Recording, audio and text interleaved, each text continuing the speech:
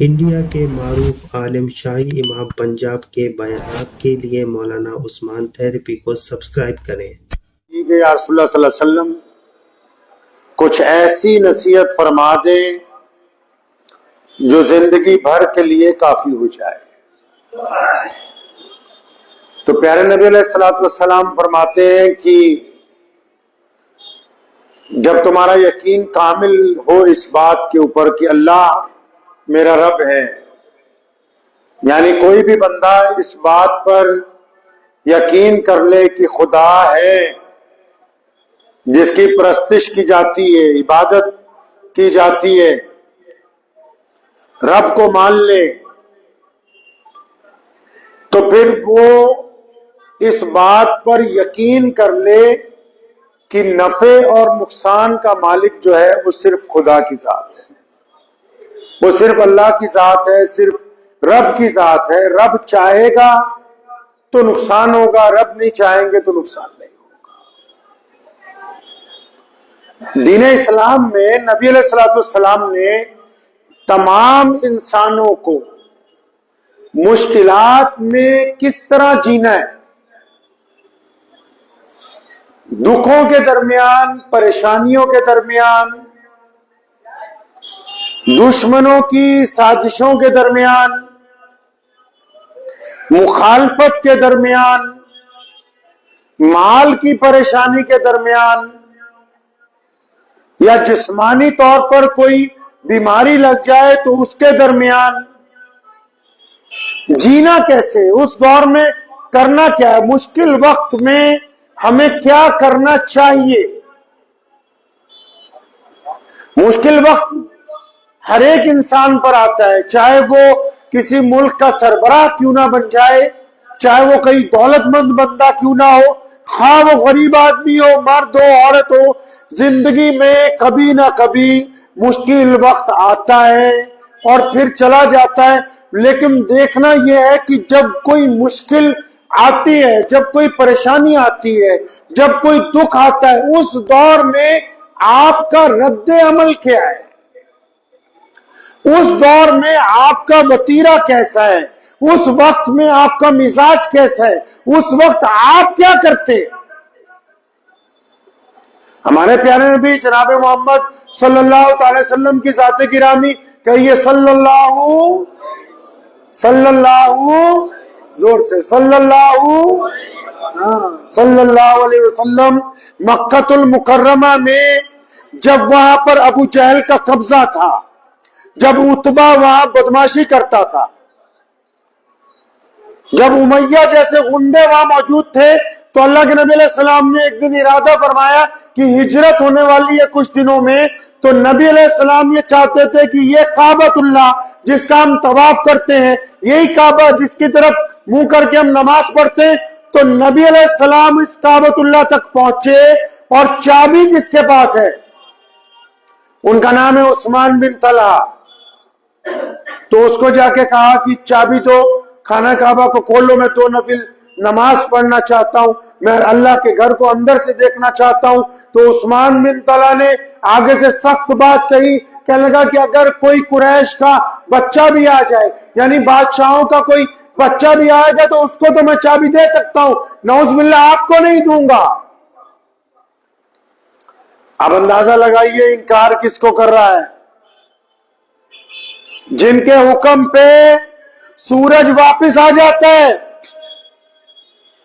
جن کی انگلی ہلے تو چاند کے ٹکڑے ہو جاتے ہیں،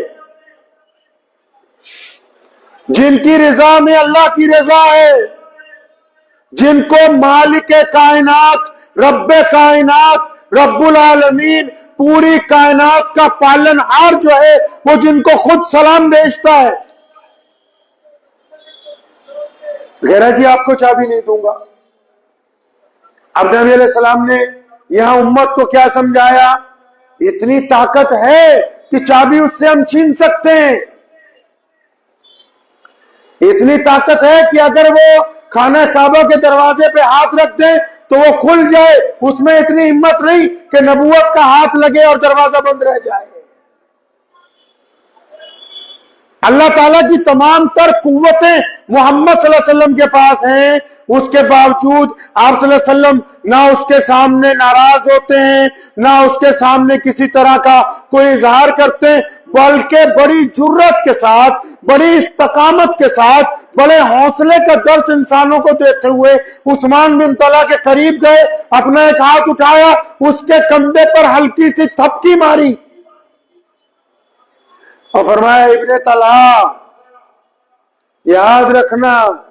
ایک وقت آئے گا یہ چابی ہم تم سے واپس لے لیں گے۔ نبی علیہ السلام کے ان لفظوں میں استقامت دیکھیں، یقین دیکھیں، دشمن کے سامنے ایک چیلنج کو دیکھیں کس طرح پیش کر رہے ہیں۔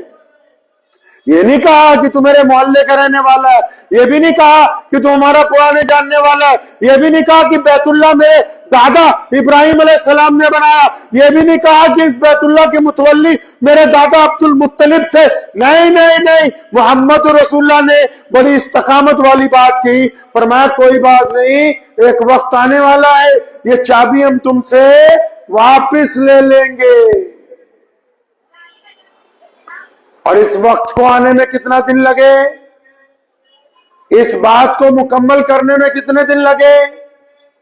ہجرت ہوتی ہے مدینہ المنورہ، نبی علیہ السلام تشریف لے جاتے ہیں، مدینہ المنورہ کے اندر مسجد نبوی کی تعمیر ہوتی ہے، لوگ آنے شروع ہوتے ہیں، پھر صلح حدیبیہ کا واقعہ آتا ہے، پھر اس کے بعد بدر ہوتی ہے، پھر اس کے بعد احد کا واقعہ آتا ہے، اس کے بعد نبی علیہ السلام عمرے کے لیے تشریف لاتے ہیں، پھر اس کے بعد نبی علیہ السلام رمضان المبارک میں جب مکہ المکرمہ کو فتح کرنے کے لیے آتے ہیں، 10 سال گزر گئے،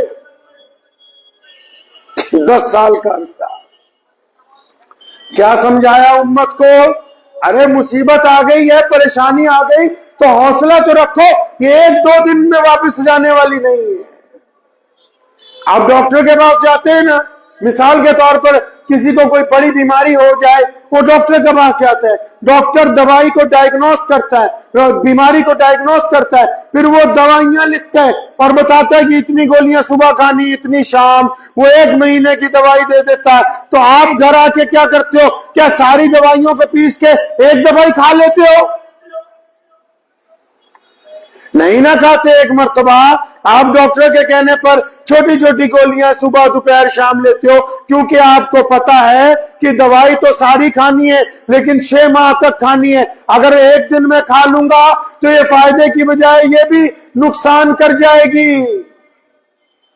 مشکل جب آتی ہے تو ہم محمد صلی اللہ علیہ وسلم کہتے ہیں کہ صبر کے ساتھ، ہمت کے ساتھ، جرت کے ساتھ آپ مشکل کا سامنا کریں۔ آپ مشکل میں روئیں گے، آپ مشکل میں چلائیں گے، آپ مشکل میں ہر ایک دروازے پر جا کے مدد مانگیں گے، وہ مشکل اپنی جگہ کھڑی رہے گی، آپ کی بے عزتی کا سامان ساتھ میں مہیا کرے گی۔ اگر آپ مشکل میں چھٹ پٹائیں گے نہیں، اگر آپ مشکل میں صبر کریں گے، اگر آپ ایک وقت بھوکے رہ جائیں گے، اگر آپ اپنے کپڑوں سے سمجھوتا کر لیں گے، اگر آپ ادھار مانگنے کی بجائے چند دن اپنے جسم کے ساتھ ادھار کر لیں گے، تو ایک وقت آنے والا ہے یہ مشکل فتح کے اندر تبدیل ہو جائے گی۔ اس مشکل کو آپ سے پیچھے ہٹنا ہے، لیکن اب یہ فیصلہ آپ کو کرنا ہے کہ مشکل کے دنوں میں ہر ایک دروازے پر ماتھا ٹیکو گے، مشکل کے دنوں میں ہر ایک کے پیر پکڑو گے، مشکل کے دنوں میں ہر ایک کے آگے آنسو بہاؤ گے،